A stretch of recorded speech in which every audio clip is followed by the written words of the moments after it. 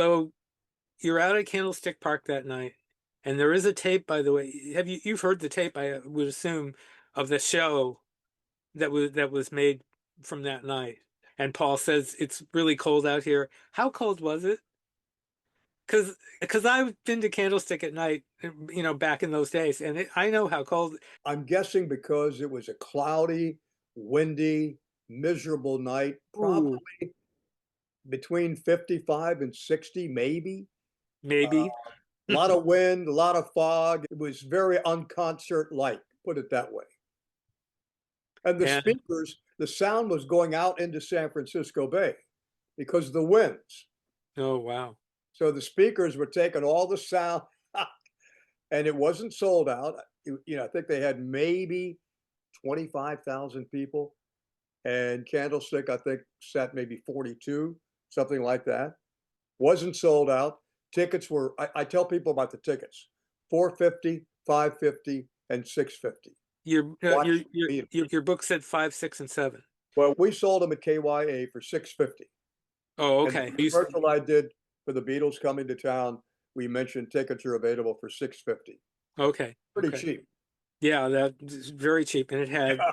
the Remains, Bobby Hebb, the Circle, On it. and the Ronettes, and they were available by mail from KYA. You probably can say the address better than I can. Number one Nob Hill, One Nob Hill Circle. Yeah. San San Francisco. Francisco.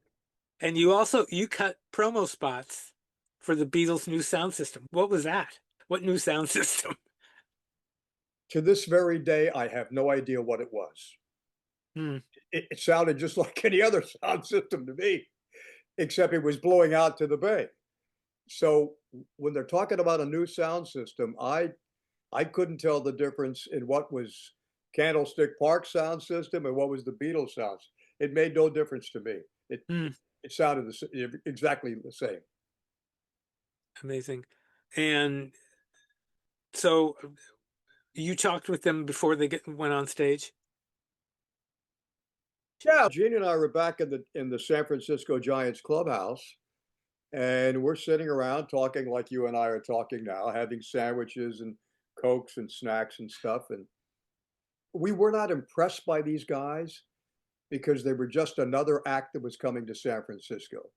But we had the Bo Brummels in San Francisco. We had the Jefferson Airplane. We had Sly Stone at the time.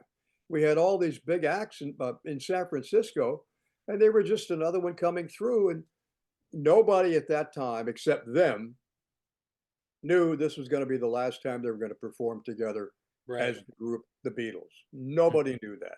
We had no idea. They were just as nice, as down to earth. I think the guy that I really locked in the most with was Paul McCartney. Really? He just seemed like my kind of guy. Hmm. Ringo was kind of off the wall a little bit. I thought John was kind of serious. I thought George was maybe the second most serious.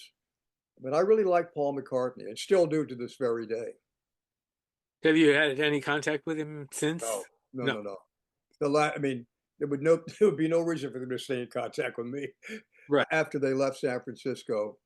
It was really no big deal in our minds. Neither Gene and I took any pictures.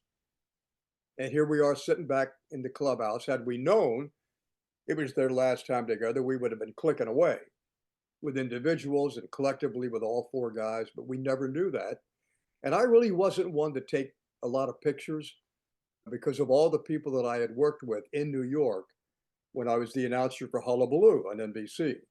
And we had all these major stars every single week would come on. And if I have 5 pictures from 2 years, that's a lot. I just wasn't into that kind of stuff at all.